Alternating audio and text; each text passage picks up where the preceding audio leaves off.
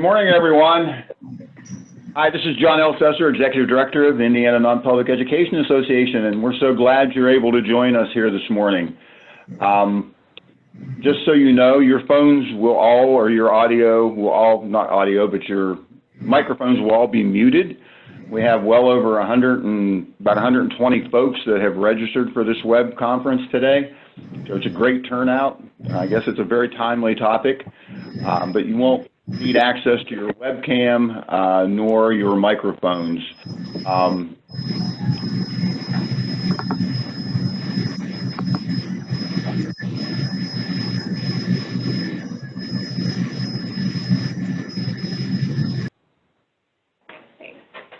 Sorry about that. We had some background noise. Someone's microphone wasn't muted when they came on.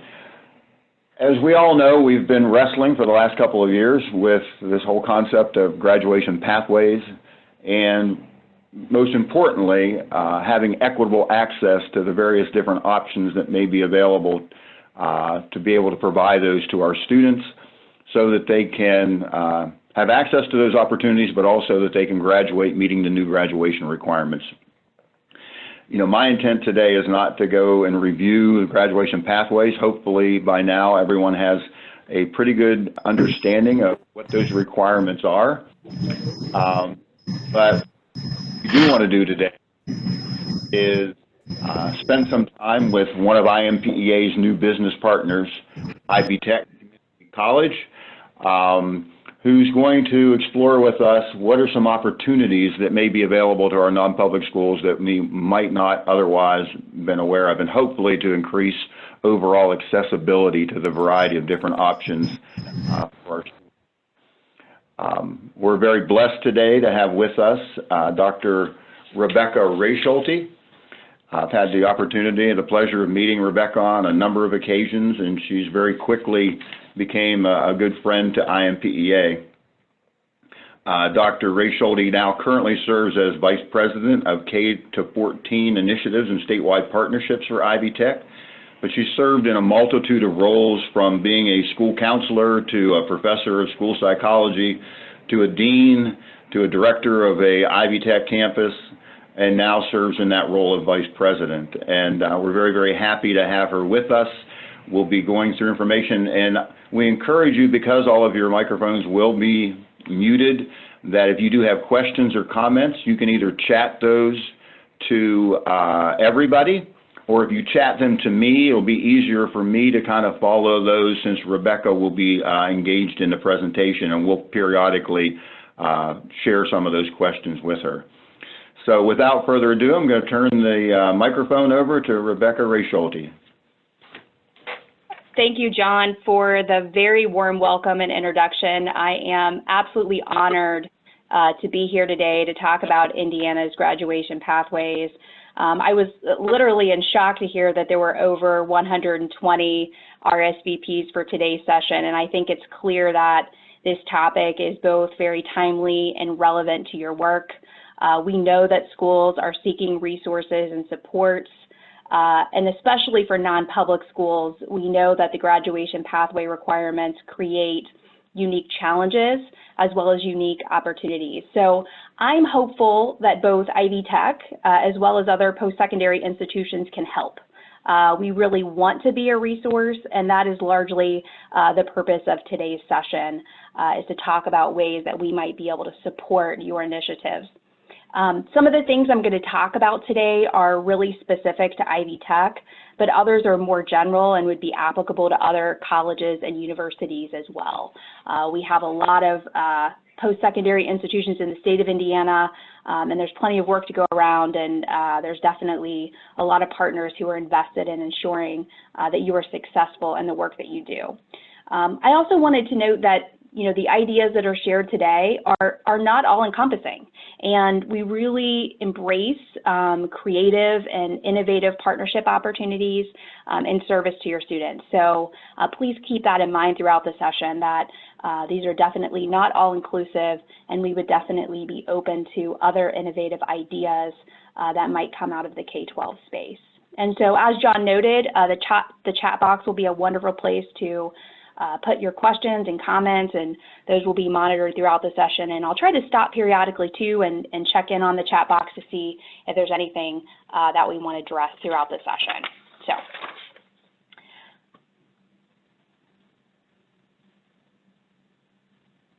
All right, so you are very familiar with Indiana's graduation pathways, as John noted, and I just wanted to note that as we go through the session today, I am going to be focusing predominantly on Box 2 and Box 3. So Bucket 2, learn and demonstrate employability skills, and Bucket 3, post-secondary ready competencies. I will not be spending much time on Box 1, the diploma requirements, because these second two areas are really the areas in which schools are seeking the most support. So I'm going to dive right in. So when we talk about learn and demonstrate employability skills, and we look at the requirement for students to complete a project-based, service-based, or work-based learning experience, the State Board of Education really encourages schools to think about partnership opportunities, to really embrace opportunities to engage with the community, with businesses, and with higher education to really help to both facilitate and strengthen these student experiences. And so when we look specifically at project-based learning, or a project that's focused on a meaningful problem to be solved or a question to be answered, that really sounds very similar to a research study. And interestingly, colleges and universities, we specialize in research. So we encourage high schools to think about ways that they might partner with post-secondary in this regard. So it might be utilizing college faculty members to serve as research mentors for your students, or having high school students to come alongside the research that's being conducted by faculty members or professors at various institutions. Now, when you think about Ivy Tech, you don't typically think about Ivy Tech as a research institution. But I do want to know, we have faculty across the state who are engaging in research. I can think of very specific faculty who are engaged in research, ranging from everything from stem cell research for cancer treatments to psychological research studies involving motivation. We have a faculty member specifically out of our Kokomo campus who is looking at American literature specific to Appalachian novels. So we definitely have professors and faculty across the state who are engaging in research, but not only at Ivy Tech, but other post-secondary institutions as well. So professors across institutions could be valuable resources as it relates to project-based learning. Looking at service-based learning, or thinking about a service project that specifically allows for application of that academic content that they're learning in the classroom and really applying that to a service-based project. I am a huge proponent of service learning. I have engaged in a lot of service learning projects locally, and I've seen how they really strengthen our communities, they strengthen the relationship with our communities, and it really promotes civic engagement amongst our students. Most colleges have a formal service learning program or department. And in fact, most people probably don't realize that many of our Ivy Tech campuses have service learning programs. At the college, we even have a service learning certificate. And so this is a transcript designation for students who complete 9 credit hours of service learning coursework. So when you're thinking about service learning, you might think about reaching out to some of these post-secondary institutions that have service learning programs and thinking about valuable ways in which you could partner with service learning programs, or even opportunities where you could co-sponsor a service learning project. I also want to make note of a really important organization in the state of Indiana that has been really instrumental with service learning programming and really understands service learning from the development of a new program all the way through to how are we assessing and evaluating our service learning programs. And that's an organization called Indiana Campus Compact. And many post-secondary institutions are ICC partner institutions. So that's an organization where I would encourage you to go out, look, and see what resources they have available online, or through partnerships with post-secondary could help to connect with ICC resources.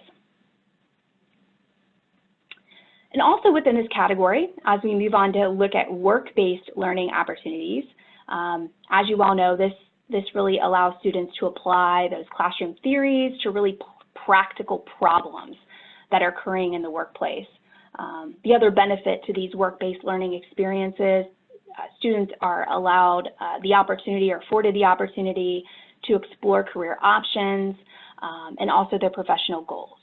We've had a lot of students who have been pretty sure about what they want to pursue, and as they get into a work-based learning experience, that may solidify that decision, or sometimes it may help them to come to a realization that this is not the best program of study for them or career pathway for them. And we see those as very valuable experiences as well. At Ivy Tech, obviously coming from a community college setting, work-based learning is crucial to the work that we do. We have work-based learning embedded into our curriculum. We have that embedded through internships and externships and co-ops and clinical experiences. And being that we're located within our communities across the state, we have formed really robust relationships with businesses and workforce partners. And we can be a valuable tool in assisting schools in connecting with those employer partners to develop work-based learning programs. So keep that in mind as well. And so as I made mention of that we're located throughout the state, a little bit later I will be sharing with you a map that shows where our campuses are located throughout the state, so it can help you to identify the campus that is closest to your high school setting. Additionally, these materials will be sent out after the meeting as well, so that you have those at your easy access.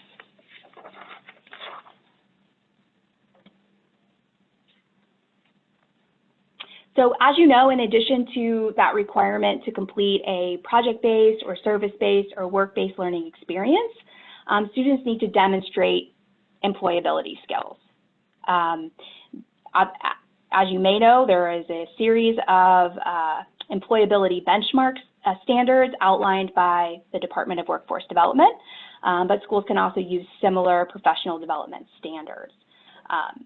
Most colleges and universities have a career development office. And I'll make note of a couple of our partners, and I'll talk a little bit about Ivy Tech. But at Vincennes University, they have the Center for Career and Employer Relations. IU has the Career Development Center.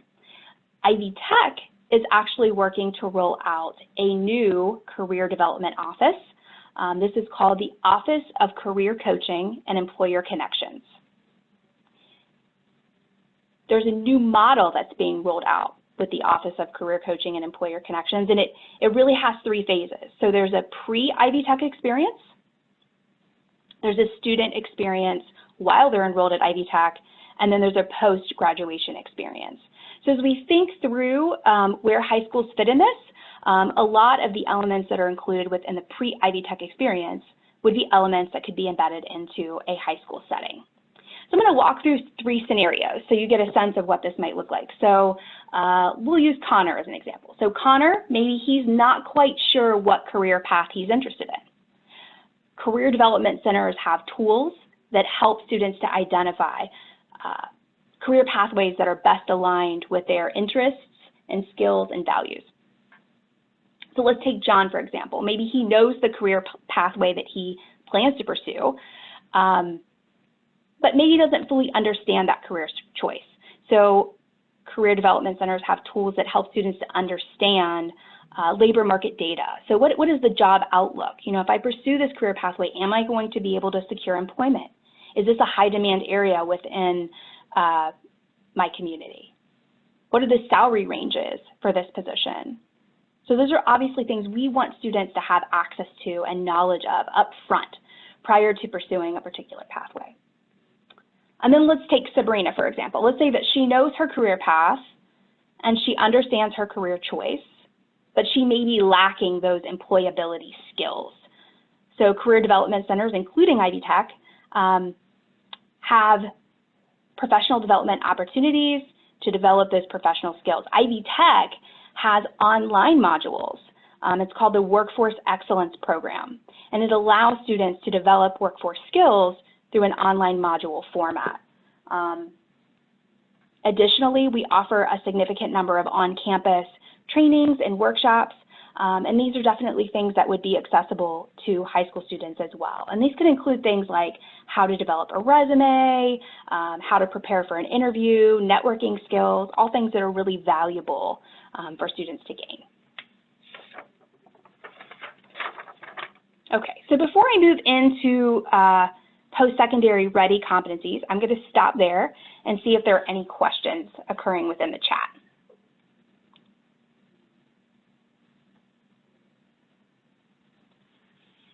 John or Heidi, do we have any questions?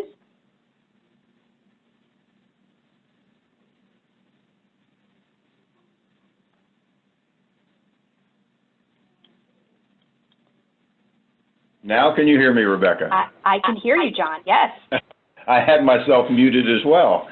I've only seen one chat question, and it was asking about the service learning possibilities that you were discussing and asking where, which campus or what campuses that might be available to. At least that's my understanding of the question.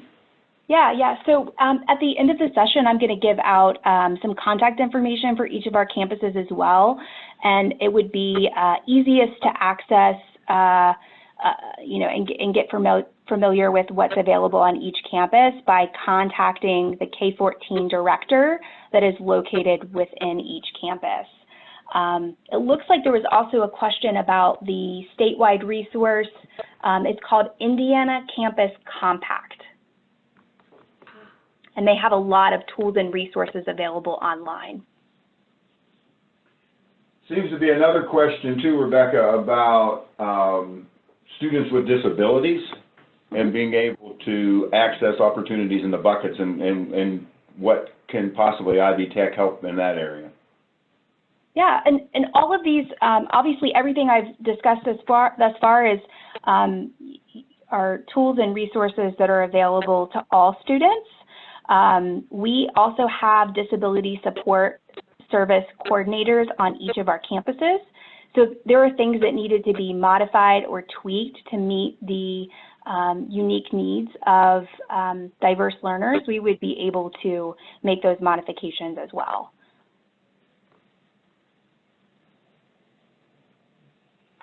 I think that's all I see right now, Rebecca. Okay, perfect. Thank you.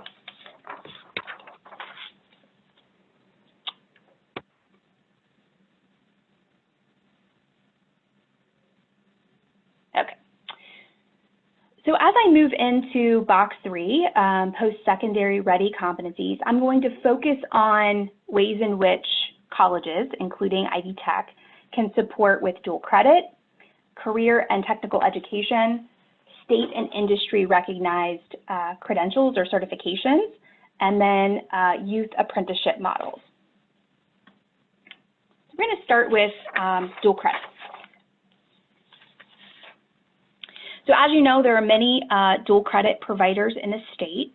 Ivy Tech specifically were invested in reviewing teacher credentials and really trying to maximize the dual credit opportunities at your high school.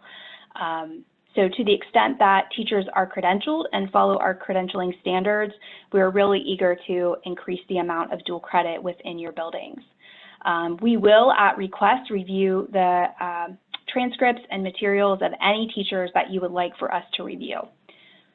Once a dual credit class has been solidified and we will be moving forward with it, we provide access to a significant amount of curricular resources. So this can include syllabi templates or access to online teaching modules that we utilize within our on-campus courses.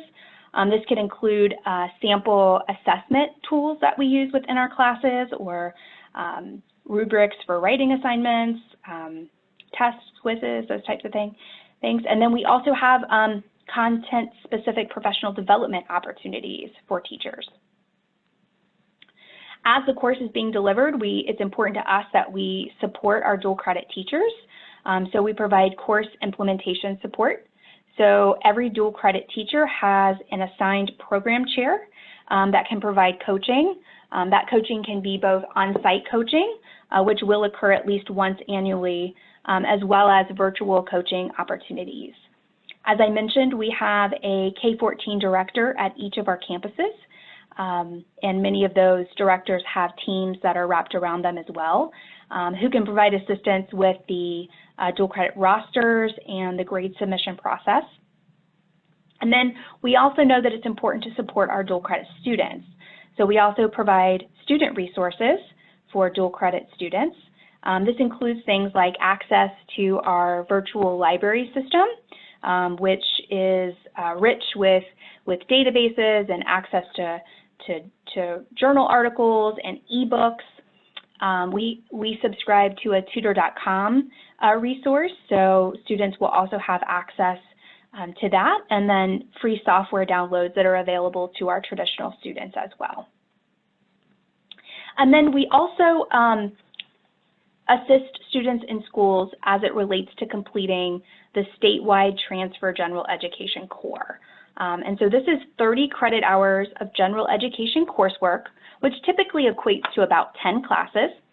And if completed in full, that entire package will transfer to any in-state public institution in Indiana. I'm actually going to show you the list of courses, and we can send this out as well, but just so you can see the classes that are included within that STGEC. So if a school can piece together 30 credit hours, one class has to be encompassed within each category. So you must have at least one written communication course, one speaking and listening elective, etc. If we can piece together 30 credit hours of general education coursework, students who complete that will earn the statewide transfer general education core. When a student completes that, their credit hours will transfer in bulk. So rather than a course-by-course transfer, a student can transfer the whole package of 30 credit hours, and this is legislatively mandated that public and state institutions accept the entire Gen Ed core. At Ivy Tech, we've actually branded this as Start as a Sophomore because it equates to 1 year of college coursework, and students who complete this while in high school have an average savings of about $20,000, and that's equating to the first year of tuition, fees, and room and board. We also know that you may be piecing together an STGEC or statewide transfer general education core completion by utilizing coursework from multiple institutions. So you might have multiple dual credit partners, and you may also have AP credit that would fit into this as well. And so we work with schools to create individualized checklists. So I was just going to share an example with you so you could see a type of checklist that we could create for individual schools that would encompass both, say, IU dual credit, Ivy Tech dual credit, Vincennes, AP credit, if you were piecing together credits from multiple institutions. So that was a lot of information, and I see a lot occurring within the chat.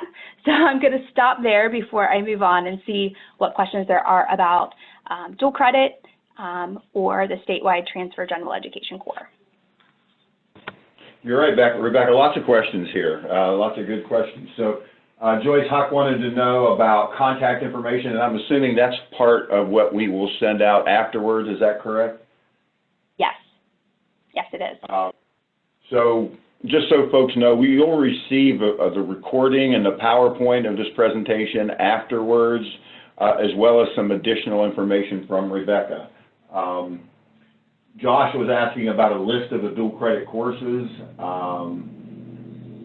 and which courses they can substitute for in the Core 40 requirements.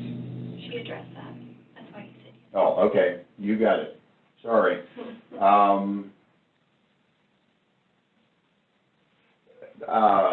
Jonathan down in Oldenburg asked about on the Ivy Tech STGEC thing that you had up, there were some Ivy Tech courses bolded, and why were some of them bolded?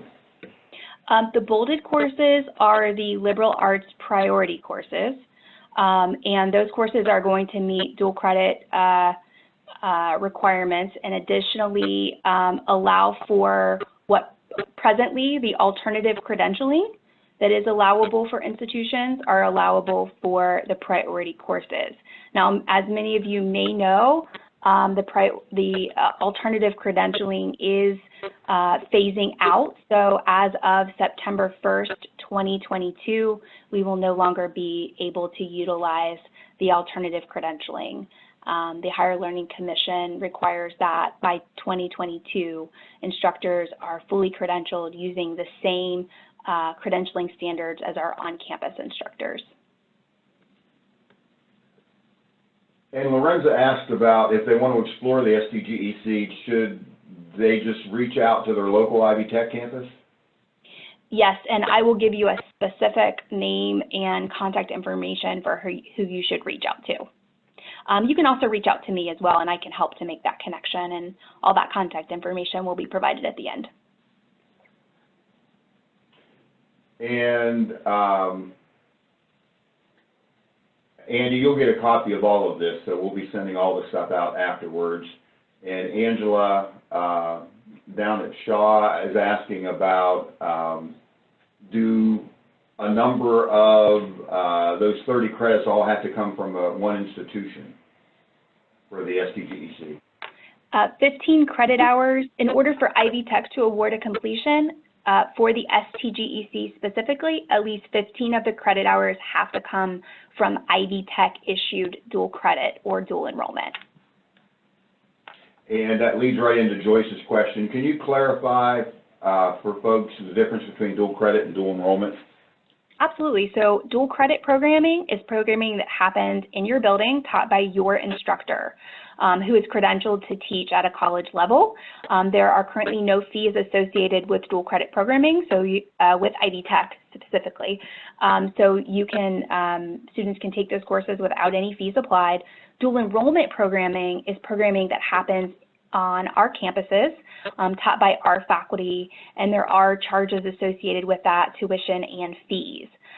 Sometimes though, high schools have kind of weighed out, you know, like they're one class short of the completion of the STGEC, and they realize the value of completing the entire bucket of 30 credit hours, have opted to fill that one course void with an on-campus class to ensure that students can complete that entire package and transfer the entire bulk 30 credit hours to their transfer institution. So it's something to weigh out. There are also opportunities for our campuses to help to think about ways that we might secure funding to assist schools. So that could be through grant writing initiatives or other types of private donors.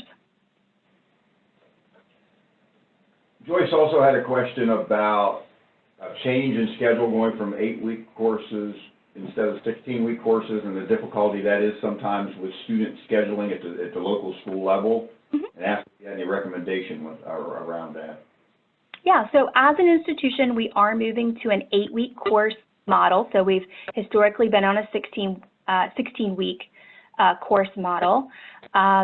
So as it relates to dual credit, that does not change anything, but as it relates to dual enrollment, it does make it slightly more challenging for students to complete a course in an 8-week format. We have worked with individual high schools too, that if they're sending an entire cohort of students, which is generally, it depends on each campus, could be upwards of 12 students, then we can also get creative with the delivery time frame and model as well. We've also had students who have completed that dual enrollment course online, so that is another option as well that I failed to mention earlier. So online could be another delivery method for dual enrollment. How about scheduling evening or summer courses, Rebecca? Are those options available too? Yeah, we have dual enrollment students that take advantage of evening classes. We have, there have been some programs that have began to deliver those in a hybrid format. So instead of say meeting 2 evenings a week, which is typically what we see in an 8-week model, it might meet 1 evening a week and then have a heavy online component as well to address those contact hours. And summer is absolutely, we have a significant number of students locally. I come from the Batesville, Indiana area, and we have a significant number of students locally who take classes during the summer, which is absolutely an option. That is also, summer term is 8 weeks. Had a question about credentialing, and I know that in 2023 that's going to change, and it's different for the academic side versus the CTE side. Isn't that right? There's not a change on the CTE side. Right. The changes primarily come on the liberal arts and sciences side. So instructors are going to be required to have a master's in their discipline or a master's in an out-of-field discipline with 18 graduate credit hours in their discipline. So in the high school setting, we typically see that as a master's in education, and they've embedded 18 graduate credit hours of mathematics or or English to be able to be credentialed. Another question, with your Teacher on Loan program, will that be 16 week, or will that be 8 week as well? Those are campus by campus models, so I can't speak to that, but I would assume they would remain in a 16-week format. Okay. I think that's all we have right now, Rebecca. Okay, great. Okay, let me go back to the PowerPoint here. Okay. The next thing I want to mention, in addition to our general education programming, we also assist high schools and career centers in offering dual credit within our career and technical education areas, really with a focus on pathways that will meet local workforce needs. IB Tech has developed career and technical education pathways to completion with over 130 high schools and career centers in the state. These are typically certificate or technical certificate pathways, and most generally have industry certifications and work-based learning embedded. And I want to make one distinction between the certificate and the technical certificate. So a certificate typically has sort of a maximum of 15 to 18 credit hours embedded into it, and for some certificates could be as low as 9. And then on the technical certificate side are typically 30 credit hours, which is equivalent to that 1 year of college coursework. I'm happy to share on an individual basis samples of pathways to completion that we have developed in areas from manufacturing to information technology to healthcare. And I know that you're thinking, you're probably thinking, Rebecca, we are not a career center. We do not have faculty within these areas, and we don't have the equipment that would be needed to deliver these. And I want to offer sort of a couple of alternatives to that. So one would be the dual enrollment programming we've discussed and the ability for students to complete that programming on campus.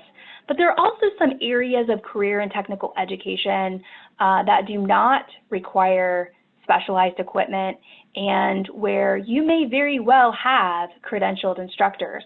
And some of those areas, one is obviously education. So education is a pathway that almost every high school can deliver, meaning they have a credentialed faculty member for education. And then the second would be business administration. So as you look amongst your teachers, your faculty, you may very well have someone credentialed to teach business administration. Another area to consider would be human services, and that's sort of that pre-social work pathway. So 2 options, potentially dual enrollment programming or focusing on some CTE programs that do not require specialized equipment or faculty with highly technical credentials or degrees.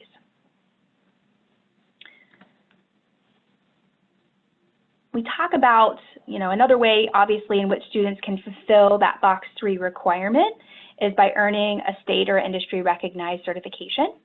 And so we have many of these embedded within our career and technical education pathways or embedded into individual courses within our curriculum. And so as you look at that dual credit crosswalk that shows you how Ivy Tech courses crosswalk over to high school courses, they've added a new column this year that includes whether or not that course has an industry recognized credential embedded. So that will allow you to kind of see, are there certain courses we could offer, and they would earn dual credit for that class while simultaneously earning an industry recognized certification that could help you to check that box 3. Ivy Tech also offers non-credit training. So this is training that's available. It's not embedded into an academic course, but is a short-term training available.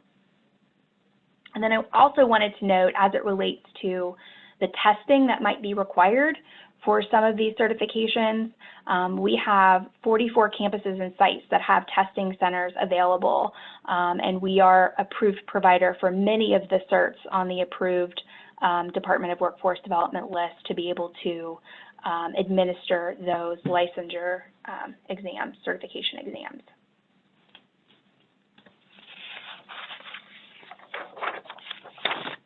So relatively new in Indiana is this idea of formal youth apprenticeships. So apprenticeships are not new, but the idea that we are exposing youth to apprenticeship opportunities is relatively new in Indiana. So I wanted to share one example of a newly formed partnership between Ivy Tech and Horizon Education Alliance in Elkhart County. So they have developed 3 apprenticeship pathways. This is between 4 different high schools and 10 employer partners, and it will allow students to earn high school credit, college credit, and really gain that valuable on-the-job training. So if you'd be interested in engaging in a youth apprenticeship model, we would definitely be interested in partnering and assisting with these efforts and helping to figure out what that might look like. Outside of graduation pathways, I have had the opportunity to really get exposed to campuses across the state and some of the really great work that they're doing with our high school partners. And so I just wanted to share a few of those things because I really want to get you thinking. So even if a campus isn't currently initiating a certain project or program, there's absolutely opportunity to collaborate with those campuses and figure out if these might be opportunities within your service areas. So one has to do with the new workforce-focused PGP point requirement. So in addition to teacher externships, which we know is one way to fulfill that PGP point requirement, this can also be fulfilled through professional development. And specifically, it notes that that professional development has to bring together high schools, community partners, which would be Ivy Tech, and local employer partners. And the discussions need to include career navigation, current and future economic needs of the community, and strategies for sharing all of this information with your students. And so I would just encourage you to think about ways in which your Ivy Tech campuses might help to serve as a convener for some of these professional development opportunities. We've had some excellent campuses who have engaged with their high school partners to help them with senior data collection and next step planning for those seniors. So we've had some campuses assist high schools by conducting senior exit interviews, where they help to gather data for guidance counselors on each senior and sort of what their post-secondary plans are, their short-term goals, their long-term goals, and then work strategically with some of those seniors who might indicate that they don't have any post-graduation plans. Even more specifically, out of our Terre Haute campus, they've initiated a program called Seniors Without a Plan, or the SWAP program, and they share with them short-term certificate options that might be available to them, and really even focus on some of those programs that might allow students to utilize workforce-ready grant funds, so that there are some funding resources available and to students so that they can pursue these pathways with little to no cost. And then I would say in general, think about ways in which your local colleges and universities, and including Ivy Tech, might have student interns that could support your K-12 efforts. And so I just attempted to brainstorm a few, but the sky's the limit here. Human services, so those pre-social work students, they could help with social skills programming. They could help with some, to conduct some social emotional assessments. Education students, obviously very familiar with that, but lesson planning opportunities, thinking about different types of programs you might be trying to implement. How can they assist with those? That might be parent nights or other initiatives that you're engaging in in your high schools. Thinking about maybe marketing interns. How could they help with some of your digital marketing, some of your social media? Is there some consumer research or like parent surveys that you would like for them to conduct? That might be something that a marketing intern could do. So I guess what I'm trying to say is really the sky's the limit as it relates to partnership opportunities.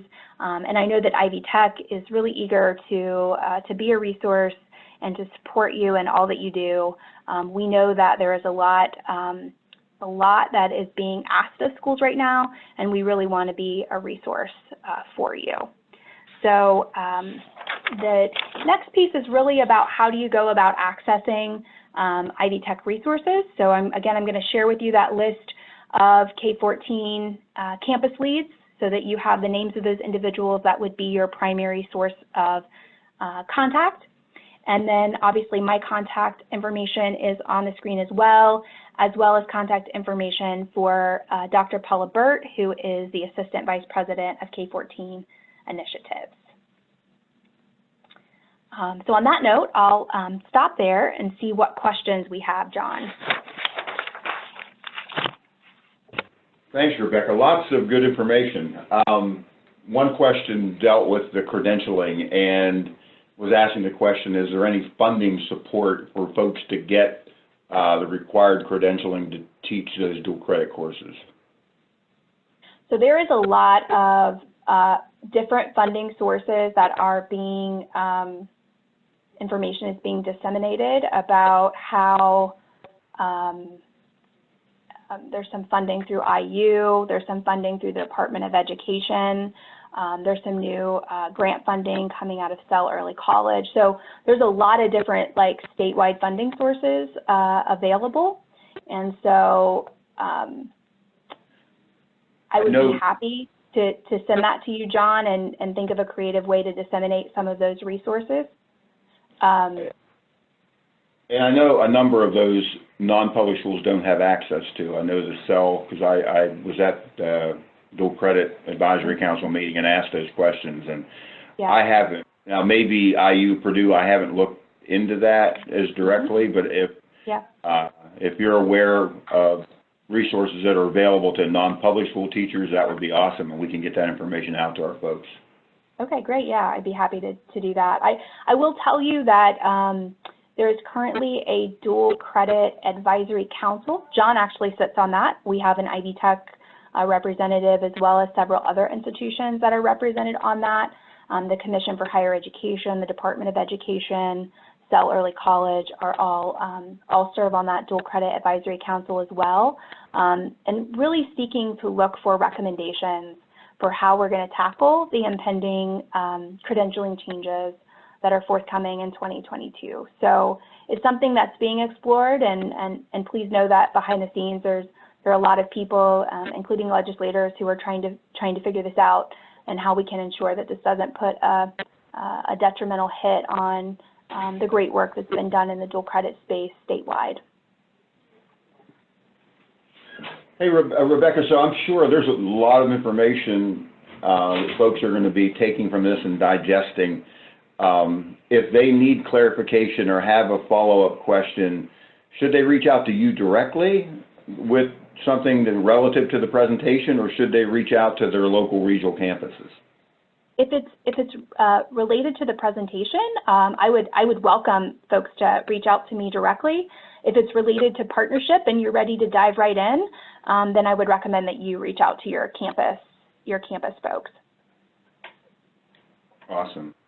I just wanted to make one point of clarification, and all of this is still, and Rebecca, you may have a read on this as well, but I know INPEA has been kind of sharing some information around graduation pathway access, and particularly around ASVAB.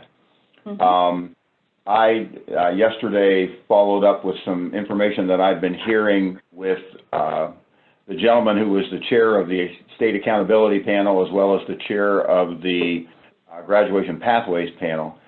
And what I'm hearing right now, we have been sharing that there was concern about the ASVAB would go away unless it's tied to enlistment or service as a graduation pathway option.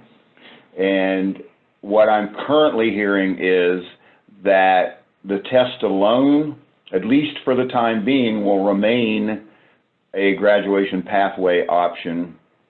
But in terms of the work that's being done on the new accountability structure, especially for high schools, mm-hmm. that schools would not get necessarily credit for that ASVAB graduation unless it was tied to enlistment and service.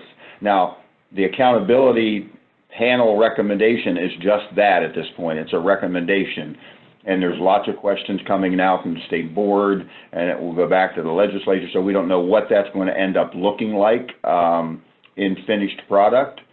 But at least for the time being, I'm being told that ASVAB alone, with that 31 score for Army admission, is going to stay. I have to tell you, my bias is that because of the whole philosophy of graduation pathways, and it's supposed to lead to a pathway, I think somewhere down the road they're going to revisit that. But I wanted to clarify that because we've been sharing some information that we thought it was going to impact students' use of that to graduate. And at least what I'm hearing from a couple sources now, that is not the case, at least in the immediate future. I don't know, Rebecca, if you're hearing anything around that as well. Yeah, John, I don't know any more than what you've shared. And Joyce, I don't know the answer to your question. I'm not sure what the ASVAB CEP is, and if there's anybody that's on the chat that has some information about that. I know that ASVAB has some career counseling and awareness pieces as a component of that, and I'm not sure if that's what that is, but I'm not familiar with the ASVAB CEP. If anybody on the call can chat a response to Joyce or to everybody, that would be great. Looks like it's what you said, career exploration program. Oh. Yes, that's just a different, I mean, and I'm not by no means an expert. There's just a separate component to that ASVAB. There's a piece that's directly used for military entrance, and then there's a piece that's used for schools with guidance. And so I'm told it's a very good tool, a career awareness tool that, you know, but that information doesn't then go to the military. That's something that's used as a tool for the school, as I understand. Any other questions? We greatly appreciate Rebecca taking the time. We're really looking forward to this partnership that INPEA has developed with Ivy Tech. President Elsperman was at one of our last board meetings, and we had a great conversation about as the state of Indiana kind of rethinks post-secondary education in particular, that Ivy Tech would be a phenomenal partner and resource, especially because they are statewide with regional campuses, as you can see on your screen right now. Josh, no, I'm not aware of any final, the graduation pathways panel still recommendation has to go through further approval process, but that, again, it's tied to not graduation pathways, the accountability panel has to go through some other channels before any of that is approved.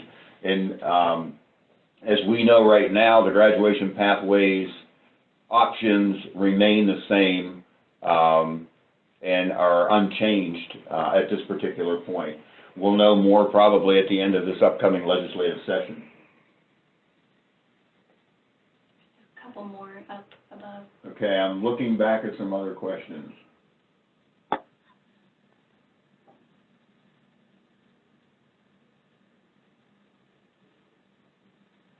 Yeah, I'm not sure, Joyce, I don't have an answer to your question about what's tied to the pathways. I can try to get some further clarification around that. And I guess it would make sense if the state's trying to push students to look at career exploration, that they would like to have that particular aspect of ASVAB, you know, to be a part of it, but I don't know any of that firsthand. I was not at any meeting when I've heard that.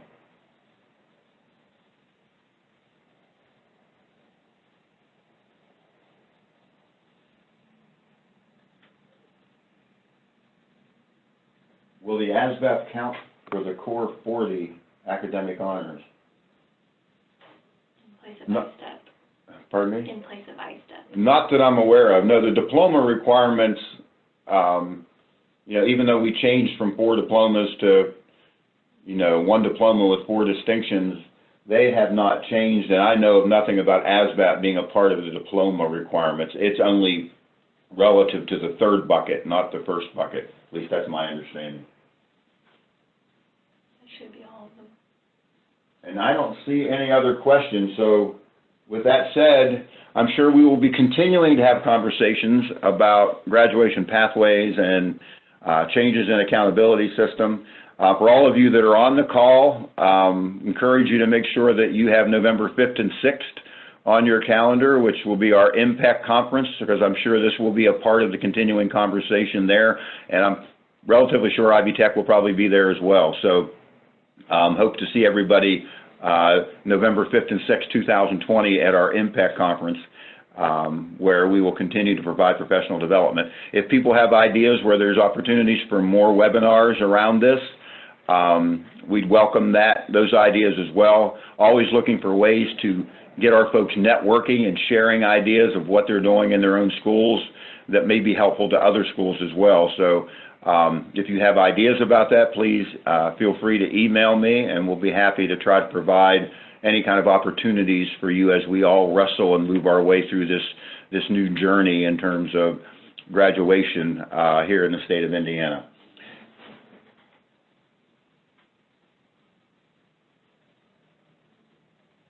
Thank you, John. I'm seeing some other questions but I will go ahead and answer those to whatever degree I can individually on the chat. But thank you, Rebecca. Greatly appreciate all the information. Great job, and looking forward to it. I'm sure you'll be getting lots more emails, as will your colleagues out in the regional campuses. So thanks so much for the information. Looking forward to working with you. All right. Thank you, John. I appreciate everyone's time today.